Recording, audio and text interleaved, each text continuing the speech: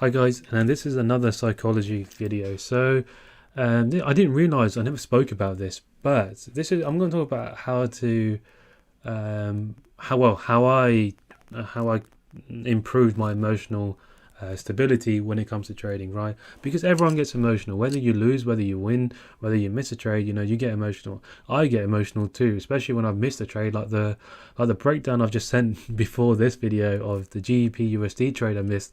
I mean, I'm annoyed that I missed it. However, um, I've just moved on. I forgot about it. I don't need to worry about it anymore because I've gone back, I've done what I need to do, and I'm happy that I spotted it. That was it. But I'm not acting erratic over it. And that's one of the things that I'm going to talk about. So say for example you take a loss. What I suggest doing is recording how you're acting and recording what your mind is telling you at this moment, and what kind of emotion this is, whether you're angry, whether you're frustrated, however you're feeling. Note it down. And what it will do, it will just highlight, if you do it for like a week or a month even, and if you look back, it will highlight the things that how you behaved in certain situations and what was the outcome of it. Say for example you lose a trade, right, and then you revenge trade.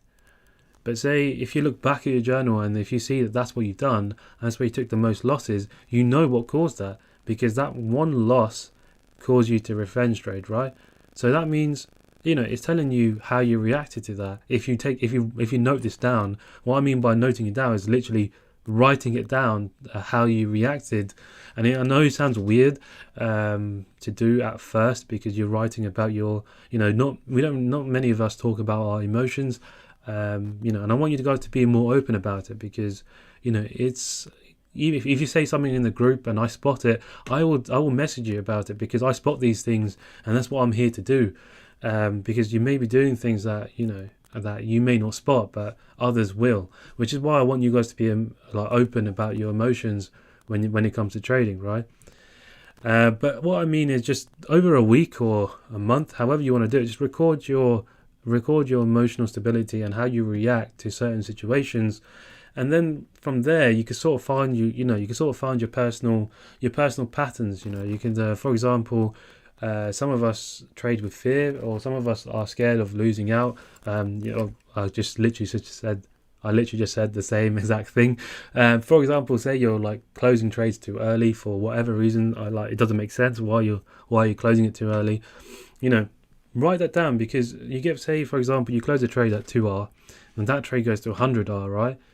And you're frustrated, you're annoyed that you missed it. But why did you close the trade? At these situations, just write it down straight away, as while it's fresh, and then write down exactly how you're feeling. And when it comes to that point again, how you're going to react. Just don't pull the trigger, just sit back and let it go. And that's exactly what I did, because I was closing trades way too early, because I used to see the monetary gain and close it, but then not realizing what percentages is possible. And it changed a lot when I did this journaling. This is a different kind of journaling. You're journaling your emotions, right? And from here you need to identify what's bothering you. You need to identify your fear, whether it's losing money or the fear of being wrong, or whether it's both. But you need to notice it, because if you aren't noticing it, if you're being completely ignorant, you're not gonna get anywhere, right? Sometimes when I give feedback on a trade or give feedback on certain losses, I get and I sometimes get an angry response. But all I'm doing is highlighting things that you're not wanting to follow, right? That's completely up to you. However, you need to acknowledge this yourself, because it's your emotions playing here. Your emotions are reacting to me, because you would come. I'm not talking about anyone specifically. This happened in the past, by the way. Not anyone in this group at this point. But you would come back and apologize to me for how you reacted. But I'm trying to tell you that this is how you reacted, and this is what I want you guys to do. I want you guys to realize how you react in certain situations and notice it, and act upon it. Sorry, I was going to say not act upon the negative. I'll explain that. I was going to say, so you act upon that. Say for example you have a trigger and you realize this is how you react over the situation many times. You can prevent yourself from doing something stupid like revenge trading, which is what a lot of people do. And I don't want you guys to fall in that situation, because the whole point of me being your mentor is I've made the mistakes. I've made so many mistakes, and I don't want you guys to do the same, because I want you guys to learn from my mistakes and progress further than me. Okay, I want you guys to be better than I ever will be, right? Because I'm making the mistakes for you, right? That's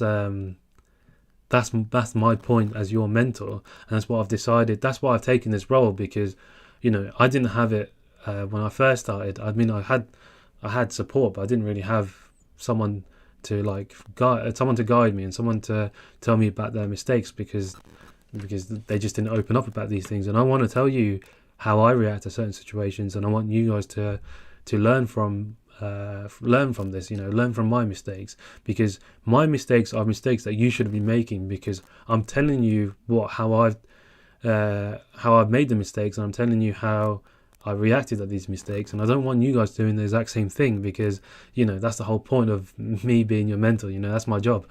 All right. And now I want you to, and the main thing is, I want you to acknowledge this and be open about it. Not exactly to me or anyone, but you need to be open about it to yourself, all right? You need to acknowledge that you're emotional, because we all are. No one, although you can say, detach yourself from the money and detach yourself from this and that. I mean, yes, I somewhat have, I enter pretty much every single trade that I see without any question about losing the money, because I'm not really fussed about that. But I'm not saying that I'm fully detached, because when I take a loss, it still does make me, especially when I had that string of losses last week or whatever it was. If you scroll up in this channel, you'll see it. It did get to my head a little bit. I remember messaging James and Ben saying, what's going wrong? I'm entering these trades, and they're perfect setups, but I'm still getting them wrong, and there's little things that I'm missing out on, right? But I'm open about it, because I'm explaining it, and then when that happened, things progressed. I understood my mistakes, understood how I was behaving, and I'm still doing it today. I'm not necessarily journaling, but I'm just understanding how I'm reacting to certain situations, right? And the objective here isn't to try and fix your problems. It's not trying to fix your fear, or it's not trying to fix anything, right? You're just trying to acknowledge how you react. And all you're doing is trying to change the way that you're thinking. You're not trying to fix it, right? Because fixing it is something that it makes it sound like it's a chore, right? It should be something that you're slowly understanding, and becoming comfortable with.